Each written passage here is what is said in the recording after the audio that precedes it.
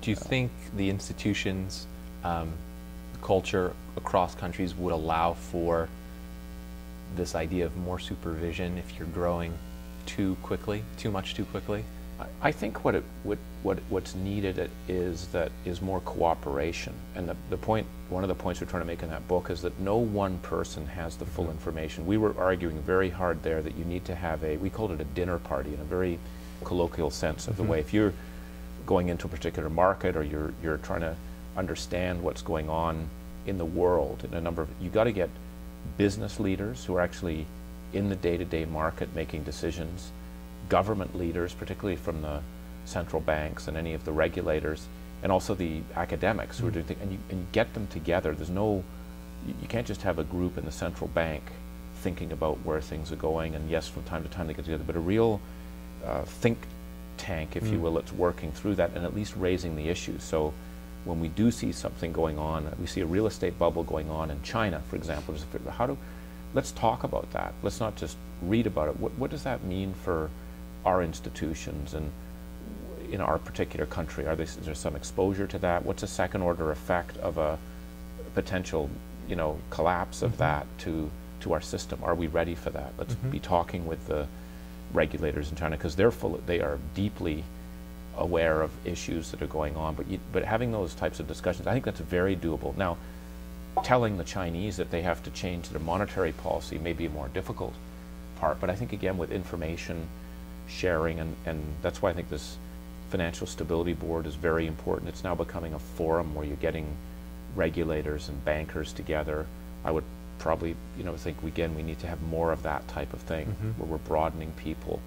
To me, one analogy, and you were asking me before about will there ever be some sort of global governance, and I think there has to be. Again, I don't know how we get there and in what areas, but I think sort of about Europe 1992, if you will. I remember that Europe 1992 was an idea of what could happen and how it could evolve, and you think about how quickly that came together, getting those countries with quite historical challenges that they were facing and what they're doing. It's pretty remarkable. It's a pretty remarkable story. I'm not saying it's working perfectly and there aren't issues and challenges, but it's pretty remarkable that came together. So I'm optimistic, but it has to start with forums and groups that are like social fabric, people getting together, and then I think it builds the social capital to be able to trust each other and invite people in and get help, and then it becomes more natural.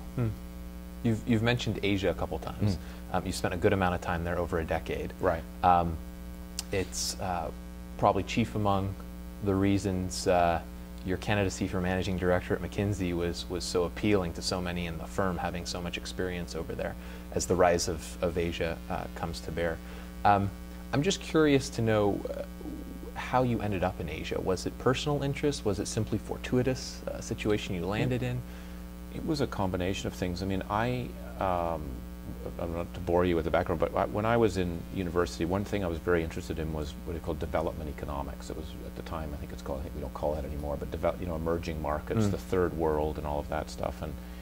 But Asia wasn't really on my screen. I was not really aware of it. I'd never ever traveled there. I've traveled a fair bit, but it was in Africa and Europe and so forth, even South America, but not Asia.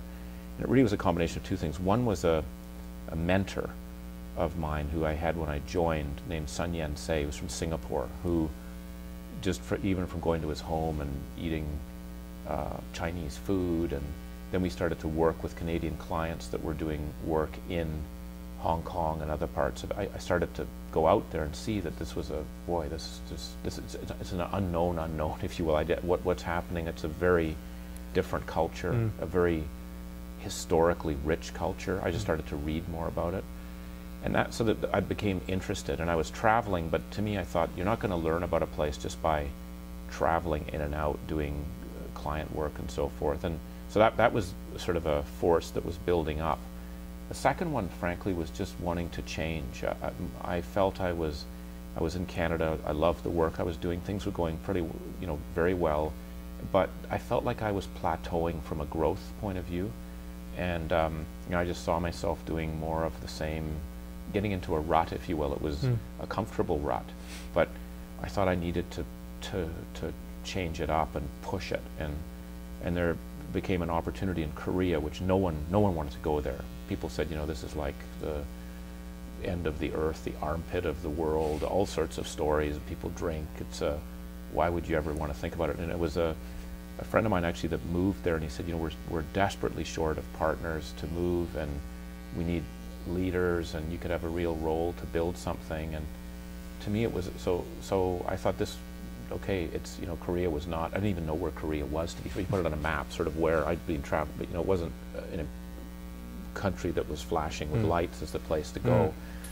But the opportunity was, there was a big opportunity, and I thought, let's go for it. And many of my mentors thought it was a stupid idea. They said, you're going to kill your career, you know, you have to start over again, it's a difficult place, why are you doing this? That actually made me more excited, frankly. Because my view is, I'm going to go, it's going to test me like I've never been tested. I'll learn some things, and, you know, if it doesn't work out in McKinsey, then I can live with that. But I know I'm going to grow, and I'm not going to be in a sort of a flat rut type. Even though it was enjoyable work and so forth, I just wanted to shift.